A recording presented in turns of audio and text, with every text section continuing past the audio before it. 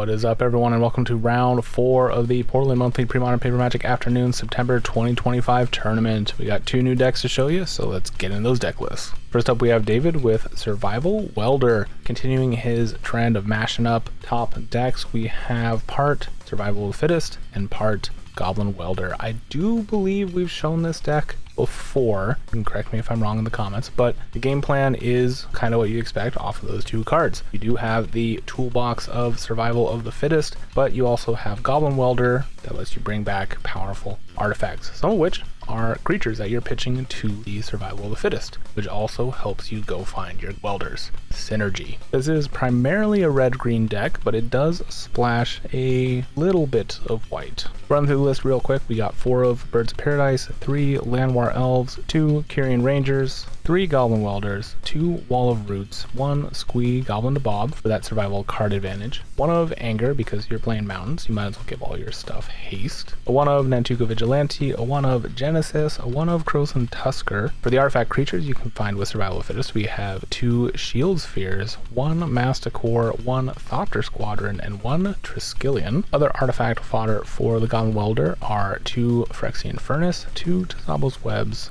1 Winter Orb, and 3 Tangle Wires. And to round off the spells, we have 4 Sylvan Library and 4 Survival of the Fittest. As for lands, looks like he's running 4 Windswept Heath, 4 Wooded Foothills, 2 Mountains, 1 Guy's Cradle, 2 City of Brass, and 7 Forests. As for the sideboard, looks like he has 1 of Auramancer, 1 Goblin Sharpshooter, 1 Defense Grid, 1 Hull Breach, 1 Intrepid Hero, which I've really been liking. I've been playing that in a few decks. 2 Naturalize, 1 Onulet, 1 Red Elemental Blast, 1 Pyroblast, 1 Thornscape Battle Mage, the 2nd Winter Orb, 1 Xantid Swarm, 1 Monk Realist, and 1 Plains, again for that white splash. It wouldn't be a David deck without one-ofs, but this list looks pretty damn sweet. I'm excited to see how it plays out, but before that, who is he playing against? Next up, we have Jerry running good old Sligh. Now this version does run Urza's Baubles as a way to kind of filter through all of your cards a little bit faster to make sure you hit those burn spells all that much quicker. Beyond that, it's pretty normal. We got 4 Grim Lavamancers, 4 Mog Fanatics, 4 Jackal Pups, 3 Ball Lightnings, 4 Lightning Bolts, 4 Incinerates, 4 Fire Blasts, 4 Seal of Fires, which I do think does not work as well with Urza's Bauble. It kind of depends on when you're usually wanting to crack Urza's Baubles, but in this instance, I kind of think Shock is better. You can let me know if I'm wrong in the comments. And then, of course, 3 Sulfuric Vortex. He's also running 2 Curse Scrolls for a bit more recurable damage. As for lands, he's running 10 mountains, one of which is snow covered, but I think that's purely just for the aesthetics and to show off the Portland Monthly Premodern stamps. And because it is burn with Grim Lavamancers and Barbarian Rings, he does have 8 fetches, 4 Bloodstained Mires, 4 Wooded Foothills, and of course the aforementioned Barbarian Rings. He's got 2. In the side, he's got 4 Red Elemental Blasts, 3 Overloads, 3 Earthquakes, 2 Anarchies, 2 Price of Progress, and 1 Phyrexian Furnace. Overall, a really solid list. This deck is the litmus test for the format. I've said that before, I'll say it again. Your deck is too slow, you will just lose to burn. And I guess that is the question. Is David's deck too slow, or can it close out the game and combo out before the burn gets you? Well, let's find out, because we're moving straight into the games. And here we go. David is on the left, Jerry is on the right. Now Burn obviously likes to go first here, but it is a bit of a mystery who's kicking things off. That Shield Sphere actually pretty good against a lot of Burn decks. Looks like David's gonna start us off with a Forest Say Go. Jerry's gonna go Mountain Jackal Pup, and I am gonna show you exactly why that Shield Sphere is so good. It's a 0-drop, 0/6. And it's going to get a bit of a read. I believe whenever it takes damage, it loses counter. Or it gets a -0, -1 counter on it. I don't know. Anyways, it can block a lot of shit for a while. And of course, David also playing out a Sylvan Library. So just giving that a bit of a read. Bloodstained Mire here for Jerry. Gonna swing in. We'll block it. Gets his first counter. Fortunately, gonna be able to block a lot of things Jerry's gonna be doing. Gonna crack Bloodstained Mire here, playing out that Mock Fanatic as well. Gonna take a point. Go grab another mountain. Probably play one of those Seal of Fires. Grabbing what looks like one of those proxy mountains. We do have a guy in our local community, Joe. You may remember him from the gathering behind the scenes video I did fairly recently. He does proxies for all the events. Yep, Seal of Fire coming out. Sometimes lands, sometimes more valuable stuff like Moxes and Guy's Cradles, just as a fun little extra promo for the group. And always has very interesting art choices with it. Alright, David looking at Sylvan Library here. Probably not going to be taking more than a single card. Definitely want to preserve your life total. Yes, he does have a good wall for now, but yeah, Jerry giving that shield sphere just a bit more of a read.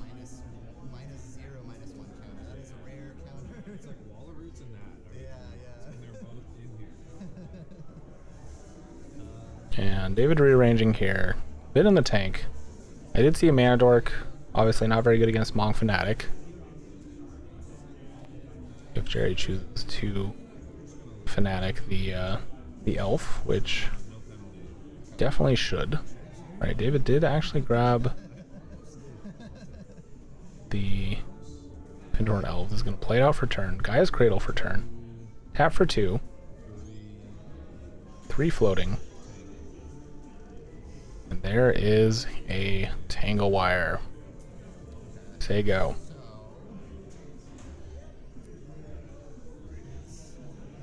Now, the nice thing is Jerry can tap that Monk Fanatic and then just sack it this turn to kill the elf, giving David one last. Yep, can't he cannot tap enchantments to Tangle Wire. I don't know if Jerry's actually had a lot of experience playing against Tangle Wire. Usually you only see it in elves or mud, and we really only have 1, maybe 2 elf players on any given monthly, and nobody really plays mud. Okay, interesting here with the Tangle Wire trigger on the stack and a bolt. Oh, I see, because he would have had to tap everything down. That makes sense. Picking up what he's putting down. Our Mishra's Bauble is an excellent tap target there for the Tangle Wire. Does not have another land to follow it up, unfortunately. Ooh, and letting David untap with the Fittest Elves, not sacking the Mog Fanatic to kill the elf. Alright, David tapping the elf to the wire, though. Not needing the mana, it looks like. An interesting choice. Tapping 3, and then gonna resolve Sylvan Library. There's another Tangle Wire. Interesting. Looks like a survival as well on the top, which is what he's gonna grab. Fetch land for turn. Drops to 16. Can only grab a forest with this fetch. Again, his Plains is in the sideboard here. Okay, we're casting Survival. I think he's shortcutting here. He doesn't want to shuffle again when he knows he's going to be casting Survival. Pitching the Masticore. Interesting. I mean, I guess you get the Goblin Welder. Well, you do get the Squee first, I guess, but you go Squee into Anger. Anger leads to Sadness. Sadness leads to Hate. Hate leads to the Dark Side. Something like that. Has David ever told you the story of Darth Plagueis the Wise? Not opting to activate the Survival of Fittest there. Gonna hold it up because he's counting on Jerry not knowing what's going on. And to be honest, if I was facing David at this point, I really wouldn't either. I've seen some artifacts that are kind of weird, a survival, some elves, and green and red mana. And I do still think it's interesting that Jerry is not using the Mog Fanatic on the elf. I do think that is a mistake. Not only does it make his survival, his Guy's Cradle tap for another mana, but it's also another mana itself. Yes, he did tap it to the Tangle Wire this time. Yes, okay, we are grabbing Anger here. No Mountain on the field yet, so it's not live yet. So I guess actually, technically, Jerry had not seen any red from David other than Sligh, which does not always mean your opponent's in red. In fact, it can seldom mean that, especially if you're not on red-green elves. And even then, saying elves are in red is not entirely true. Okay, tapping down a Tangle Wire. Another Fyndhorn Elves on top. Is going to grab that for turn. Looks like yes. Not liking either of the other two cards. Probably going to be activating the Survival again. Nope, just playing out the Fyndhorn Elves this time. Okay. Tapping one for Sligh. And again, Jerry just not using the Mogfanatic. I think David just walking a little slower through this because wanting to make sure he gives Jerry the chance. Alright, Krosan Tusker. Make 3 mana. Cycle. Go get a land. Grab that mountain and draw a card. This is an interesting one. I almost wonder if David wants... What's the red one? Blistering Firecat? Granted, that only grabs a mountain. Krosan Tusker, well, it does cost more to cycle.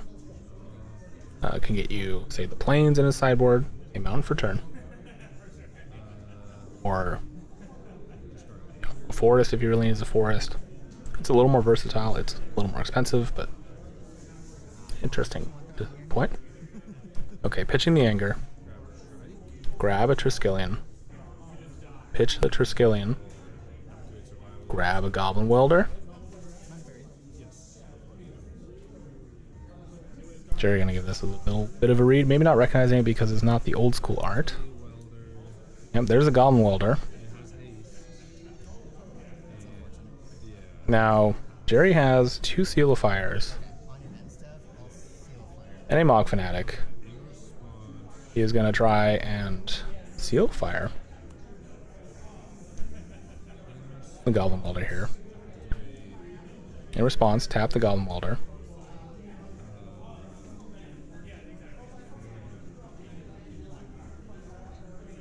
Now, there's no reason for Jerry to crack another Seal of Fire. He can't untap the Goblin Welder. He's going to sack the Tangle Wire to grab the Trike. That resolves. Goblin Welder will die. Trike has 3 counters on it. Your go. And yes, you can use that to shoot anything at any time. Currently a 4/4. Has 3 bolts, essentially. Well, 3 lava darts, I guess. Not even that. It just deals 3 points of damage however he decides by removing a counter. It's the earliest version of Walking Ballista. Now there's ways to bring it back, obviously, with Goblin Welder. There's ways to flicker it, but not really in this deck. Also, I think Jerry just realizing he probably should have cracked an Urza's Bauble at some point. Let's draw some more cards, especially with Tangle Wire being out. He's just going to pass, not swinging in the Trike. And David just going to untap here. Also a bit interesting that David did not swing in with the Triskelion. Maybe wanting to keep it around for a bit longer. Okay, activating Sylvan Library here. There's a Tisabo's Web. That is going to go to hand. That is a good sack target for another Goblin Welder, which David does still have 2 left.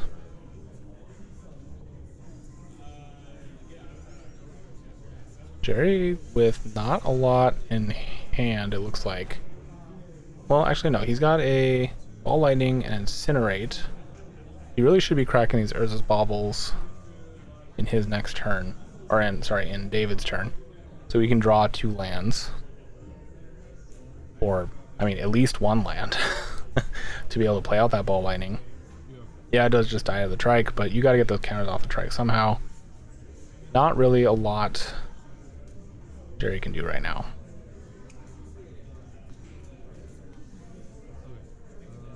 Kind of just looking on. Can tap 2. Purchase Obelisk Web. Draw a card. Now he can pitch the Squee, go get another Welder, sack the Obelisk Web. Go get the Tangle Wire. Shut down at least part of Jerry's board again. I don't know if it's really worth it to do that. Depending on if he has a creature in hand, you can go get Masticore. No, getting a Genesis. Pitching the Genesis. Genesis does only trigger on David's upkeep, though. But, great way to get all his value creatures back. Okay, is opting for the Thopter assembly, or whatever it is. Makes a bunch of 1/1 flyers. Makes it very hard for Jerry to win this game, basically. David is at 15. But if he brings back the Thopter Squadron... Actually, I don't even know if that's what he wants to do exactly.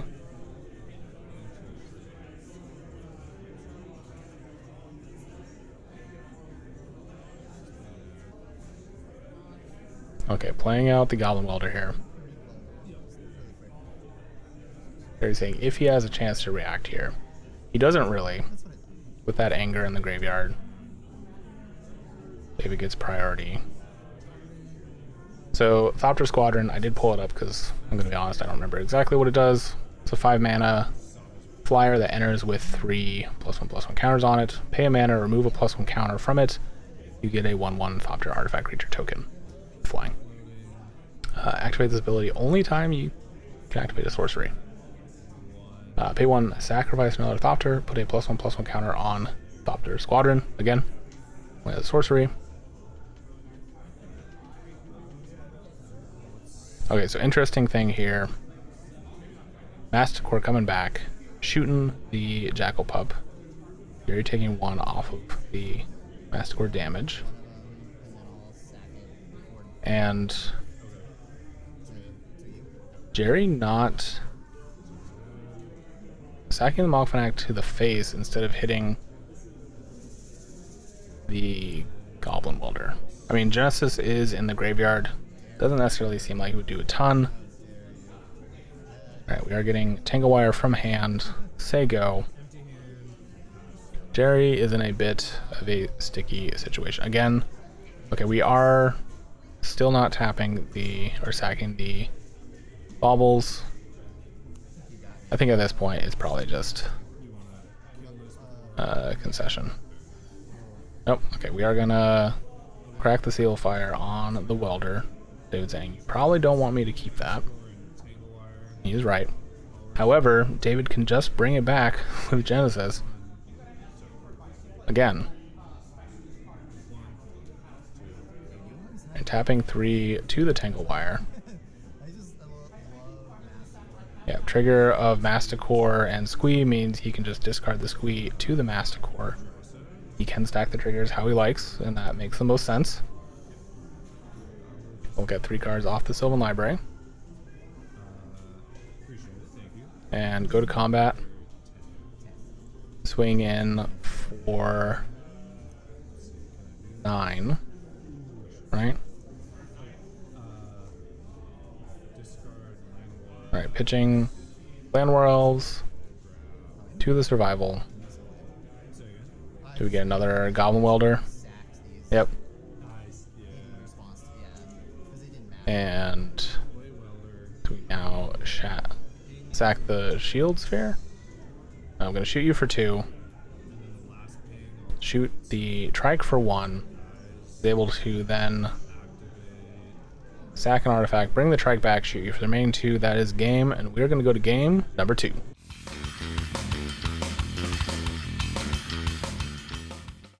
Alright, here we are in game number 2. Jerry going to be on the play here, exactly where Burn wants to be. Imagine all the artifact hate coming in from the sideboard, of which I believe there's only overloads, which do not hit the bigger artifact threats, but can at least take care of some of the smaller pieces David is sacking to have some value.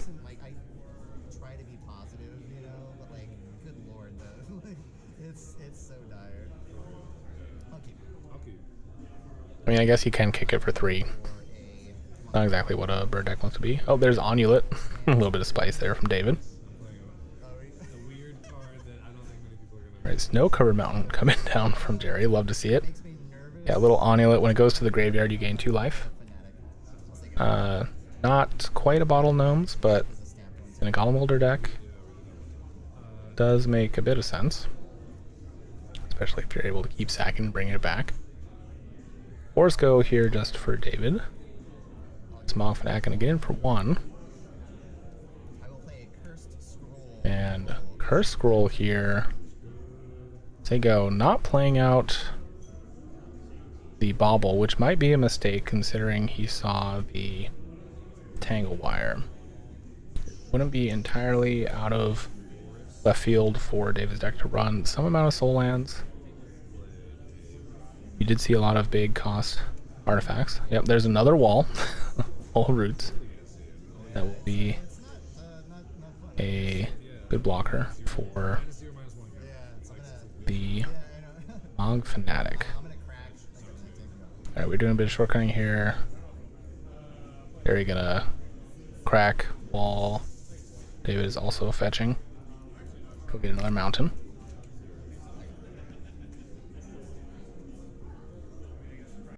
And probably just bolt to the face. No, not bolt into the face. Okay. Plays out Barbarian Ring. Plays out the Bauble. Say go. Not swinging in with the Mog Fanatic. No real reason to right now, I guess, but could force David to make a decision on 1 point of damage. Could be relevant, especially now with Wall Roots being at 4. David's gonna play out Onulet. When he goes to the graveyard, gain 2 life. And tap for 2 for Sylvan Library. Say go. On your end step, bolt you, incinerate you, and Jerry, don't forget to take a point of damage off the Barbarian Ring. That does not tap for free. Yep, David catching. And then also, bobble you. What do you got? That is the Tangle Wire. Yep. Not exactly what you want to see, but David didn't play it out this turn.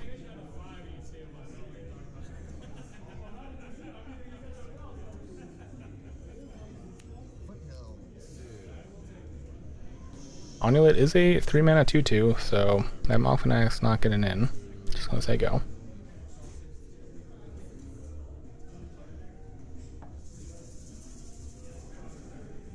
Alright, looks like David does have a Masticore in hand.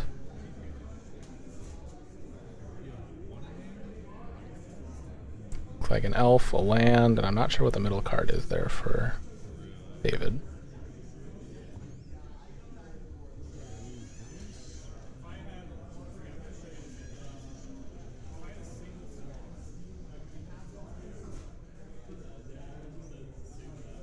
Whatever it is giving him a bit of pause. Oh, just another Sylvan Library. Okay. Maybe deciding if he wanted to try and take more cards to try and work through it. There's a City of Brass. Land War Elves. Tap that cradle for 3. Probably move that Sylvan Library somewhere else so it's not on enough board. And then are we just playing a Masticore? We are. Masticore on the field. Notably can pay for the regenerate. Jerry gonna fetch here. And hopefully Jerry sees that. Doesn't try to spend a lot of resources killing it. And then I'll activate scroll. I will name targeting you. I will name Barbarian. Alright, Curse Scroll to the face for 2. Now, there is a world where Jerry just burns David out really quick, and we go to a game 3. I know some of you are looking at that runtime. There's a Seal of Fire. That'll help. Especially since we know we got a Barbarian Ring in hand. We can activate the Curse Scroll one more time. That's 5.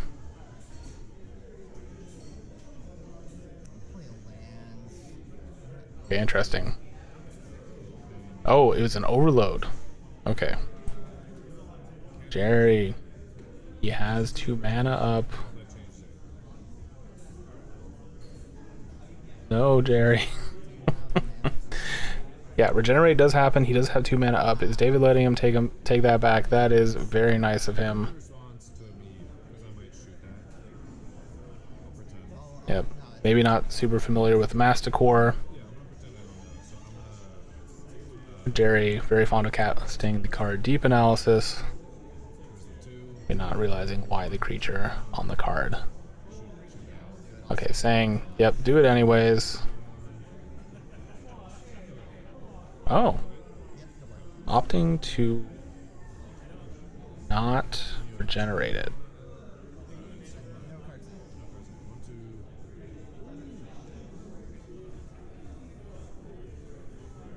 Or, I'm actually a bit confused as to what happened there. I mean, I know David can get the Masticore back very easily, and maybe that's why he let it die. Not super concerned with it. Gonna play a Morph, which is a Nantuko Vigilante. Now, the Vigilante can turn face up right now, which he might just want to do so it doesn't get Curse Scrolled. There's no real advantage for him waiting here. Okay, but there is a Tangle Wire. Which will keep Jerry from doing it, but yeah, we're just gonna hit the Curse Scroll now.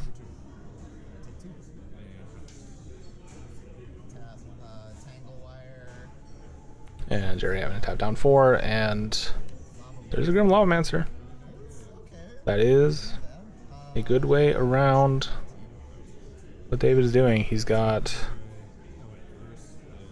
4 shots in the chamber currently. Although if Jerry activates the Barbarian Rings,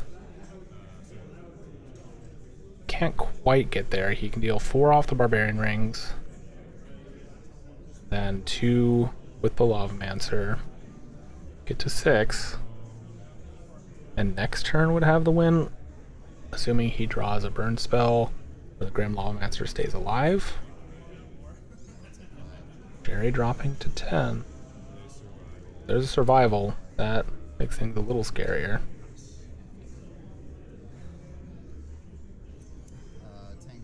Alright, Jerry having to tap down 3 here. That is not what he wants to see. He can Grim Lavamancer for 2 here. I think there was a world where he left 1 Barbarian Ring up, just in case he drew a land. So he can represent 4 damage.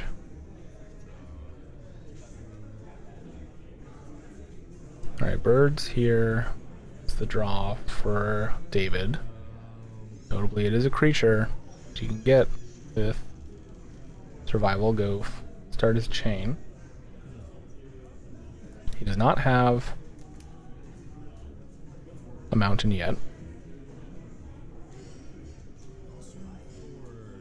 Alright, we are swinging for 5. I don't think Jerry needs to be worried about the creatures coming in. He just needs to be dealing damage to the face.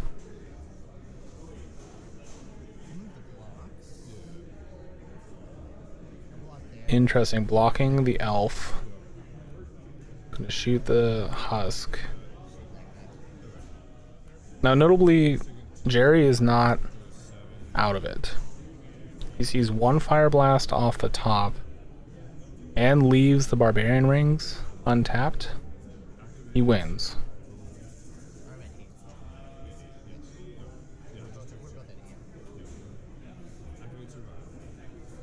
Alright, pitching the birds. What do we find?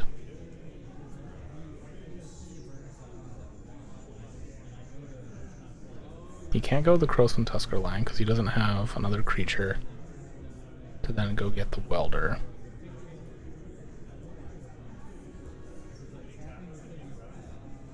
I mean, he could hope to draw the welder off of the Croson Tusker cycle, I guess.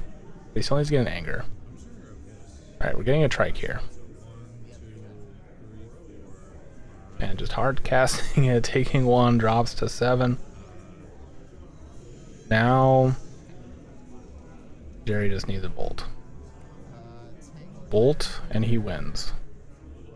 This game goes to game 3. Okay. Now that's a bit tougher. Did find a land. I think he's just done.